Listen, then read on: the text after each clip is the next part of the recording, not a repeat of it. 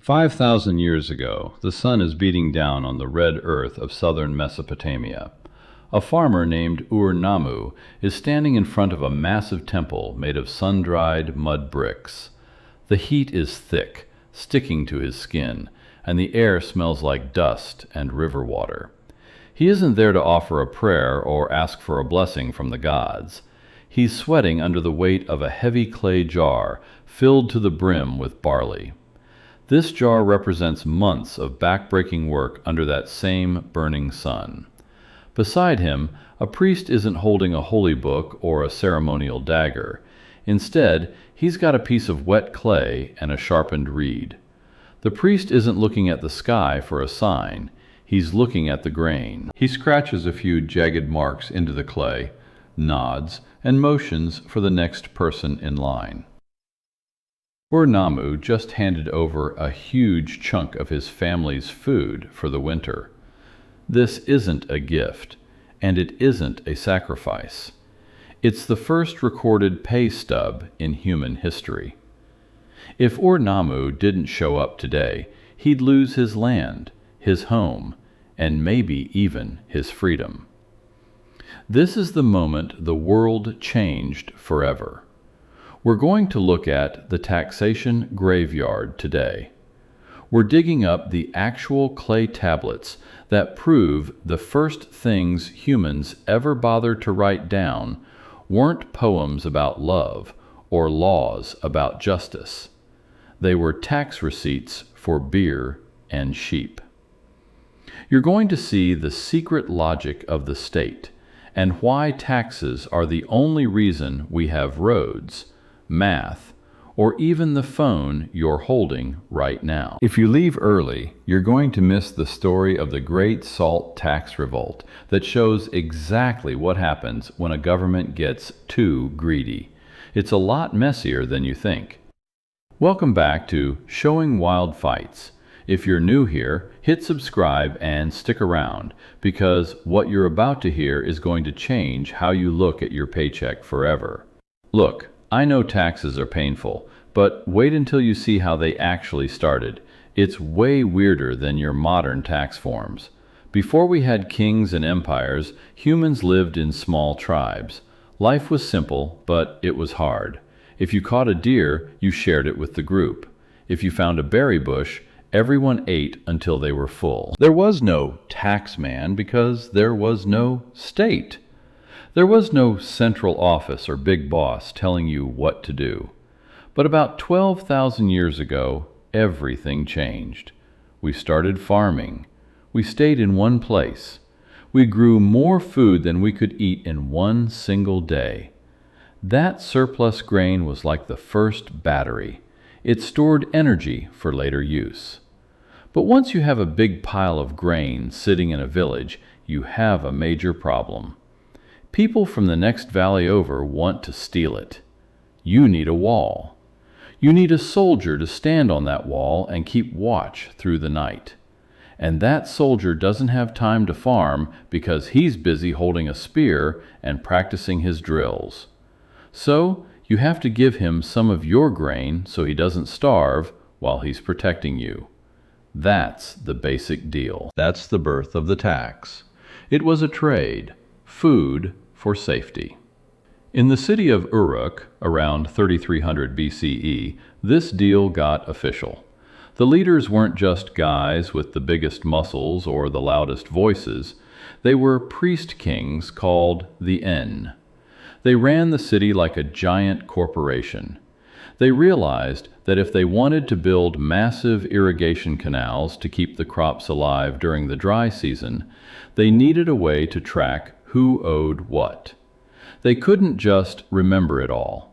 Their brains weren't big enough to hold the data for thousands of people. So they invented a system of clay tokens. If you owed a sheep, you got a little clay sheep token. If you owed a jar of oil, you got a different token.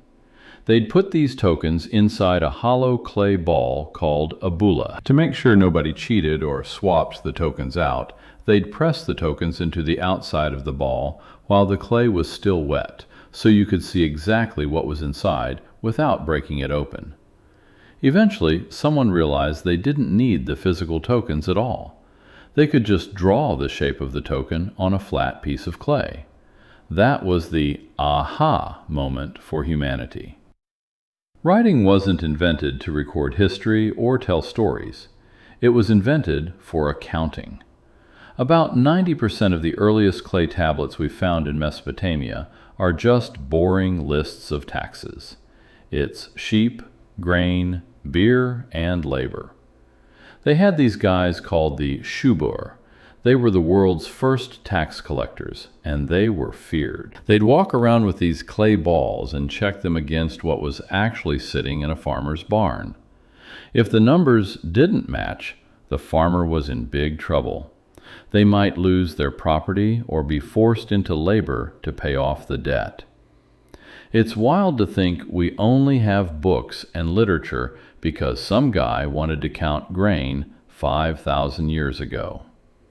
If that's a new fact for you, hit that like button so the algorithm knows we're learning something today. But the crazy thing is, the first taxes weren't even paid in money as we know it today. There were no coins or dollar bills. They were paid in something you probably have in your kitchen right now. They were paid in beer. In Sumer, beer was safer to drink than the river water, which was often dirty. It was also packed with calories and nutrients. It was basically liquid bread. The government would collect grain from the farmers, brew it into massive batches of beer in the temple basements, and then use that beer to pay the workers who built the city walls and the temples. It was a perfect circle of taxation and spending. But as the cities grew, the taxman got more creative and a lot more aggressive. They started taxing everything they could see. There was a tax on burials. You couldn't even die for free. There was a tax on white sheep. There was even a tax on the dust in the streets in some places. People hated it then just as much as they do now. One ancient Sumerian proverb literally says, "You can have a lord, you can have a king, but the man to fear is the tax collector." They knew that the taxman could take everything you work for with just a few scratches on a clay tablet. Now, let's move over to ancient Egypt. If Mesopotamia was about clay tablets, Egypt was about the river. The Nile was everything. It was the heartbeat of the entire civilization. Every year it flooded, leaving behind thick black mud that was perfect for growing food in the middle of a desert.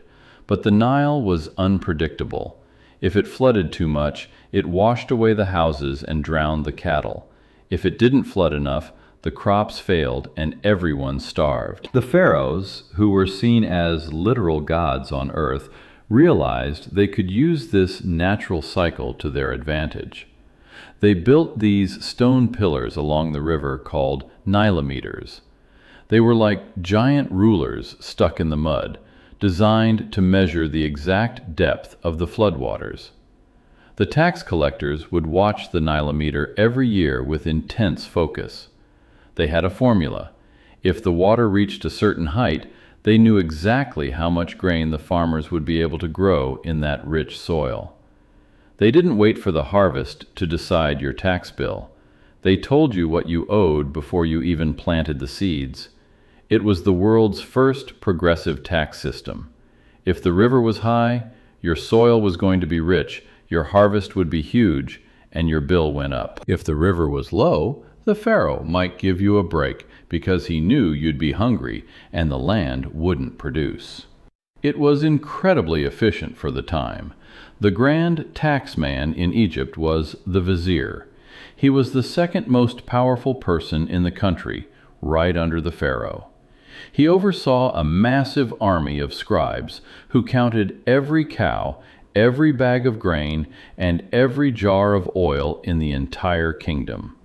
They were the eyes and ears of the state, and nothing escaped their ledgers. Wait until you hear how the Egyptians used the Nile as a literal tax calculator to build the pyramids. Most people think slaves built those massive structures under the whip. That's actually a myth. It was something called the corvée. It was a labor tax. Most Egyptians were farmers, and their lives were tied to the seasons. During the months when the Nile flooded the fields, they couldn't work the land.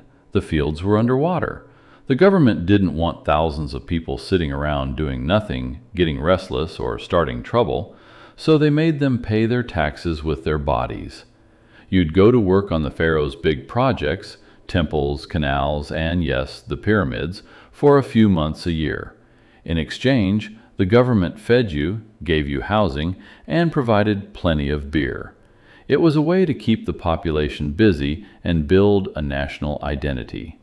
You weren't just a farmer from a tiny village anymore. You were part of the crew building the greatest tomb on earth. It was a tax that built a legacy that lasted for thousands of years. This system worked for a long time, but eventually things got complicated. New people moved in, new kings took over, foreign powers started eyeing the wealth of the Nile. By the time we get to the Rosetta Stone in 196 BCE, Egypt was being run by a Greek family called the Ptolemies. We always hear about the Rosetta Stone as this amazing linguistic breakthrough that let us decode hieroglyphics and understand the ancient world. And it was exactly that. But the actual text on the stone is the most boring thing you can imagine. It's not a poem or a history of a great battle. It's basically a long, dry press release about tax breaks. Here's the story behind it. King Ptolemy V was only 13 years old when he took the throne. His kingdom was falling apart. There were revolts in the countryside, and he was losing control of the people. He needed the powerful Egyptian priests to support him and tell the people he was the rightful ruler. So, what did he do? He gave them a massive tax holiday. He wiped out their debts and told them they didn't have to pay certain taxes anymore. He also gave money to the temples. The Rosetta Stone was a giant thank you note from the priests to the king. They carved it in 3 different scripts: hieroglyphics, Demotic, and Greek, so everyone in the country, from the elites to the commoners to the foreign officials, could read how great the king was for not taking their money. It was pure political propaganda. We celebrate it today as a key to history, but to the people living then, it was just a public notice that the tax man was staying away for a while. As we move forward in time, the tax man gets even more aggressive and organized. Let's talk about Rome. The Romans were masters of a lot of things, like engineering and warfare, but they were especially good at taking money from people. In the early days of the Republic, they didn't have a giant IRS or a massive bureaucracy. They didn't have enough government workers to collect taxes from all the lands they were conquering across the Mediterranean. So, they did something that sounds crazy today. They auctioned off the right to collect taxes to private companies. These people were called the publicani, or tax farmers. It worked like this. A group of rich guys would go to the Roman Senate and say, "We think we can get 50 million denarii out of the province of Asia this year. We'll pay you that 50 million right now, up front." The Senate would take the cash, and then the publicani would head out to Asia with their own private security and a team of enforcers. Their goal was to collect way more than 50 million. Anything extra they squeezed out of the locals, they got to keep as pure profit. You can see why they were the most hated men in the ancient world. They were like legal mobsters. They'd show up at your farm, take your grain, take your livestock, and if you couldn't pay what they demanded, they'd take your kids and sell them into slavery to cover the debt. There was no court of appeals. This is exactly why tax collectors are always the villains in the Bible. When you read about people being upset that Jesus was hanging out with tax collectors, it's not because they were boring government employees doing a thankless job. It's because they were seen as traitors who were working for the Roman occupiers to rob their own neighbors for a profit. The system was so corrupt and brutal that it started destroying the empire from the inside. People were fleeing their farms because they couldn't afford the taxes. Eventually, Julius Caesar had to step in and change things.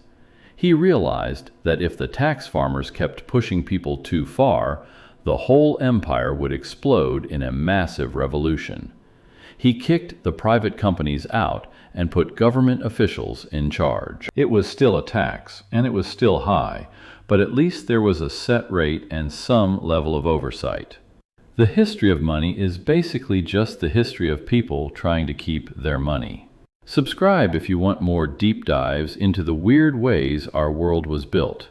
We've covered the grain and the labor, but taxes were about to get even more violent and desperate.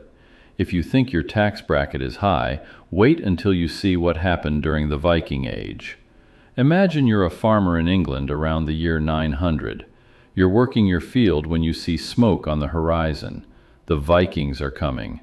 They aren't there to trade or talk. They're there to burn your village, take your gold, and carry off your neighbors. But then, the king's men show up. They don't have swords or shields to protect you.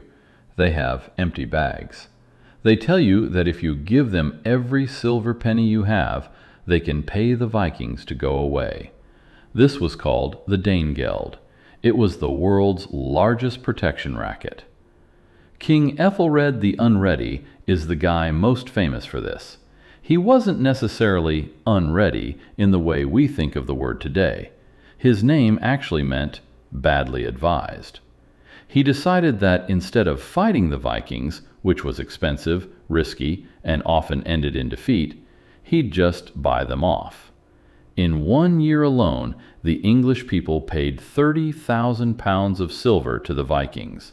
That's millions and millions of dollars in today's money. The English government became incredibly efficient at collecting this tax because their lives literally depended on it. They created a massive national system to count every household and every bit of land to make sure nobody was hiding any silver. But here's the twist that shows how governments work. Eventually, the Vikings stopped coming. Maybe they got bored, or maybe they just ran out of things to burn. You'd think the tax would go away once the threat was gone, right?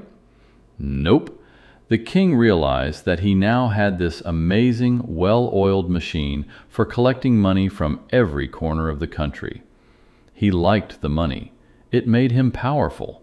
So, he kept the tax. He just changed the name. It became a tax for national defense, or general administration. This is how many modern taxes start. They're created for a specific emergency, like a war, a plague, or a famine. But once the government gets used to that steady stream of revenue, the emergency tax becomes a permanent part of life.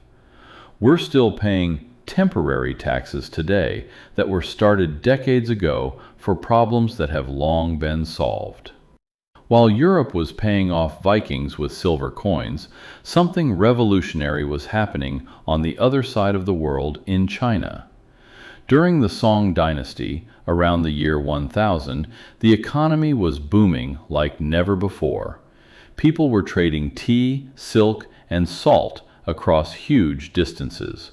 But there was a major practical problem. The government used iron coins for money. Iron is heavy and not worth very much per pound. If you were a merchant who wanted to pay a large tax bill or buy a massive shipment of silk,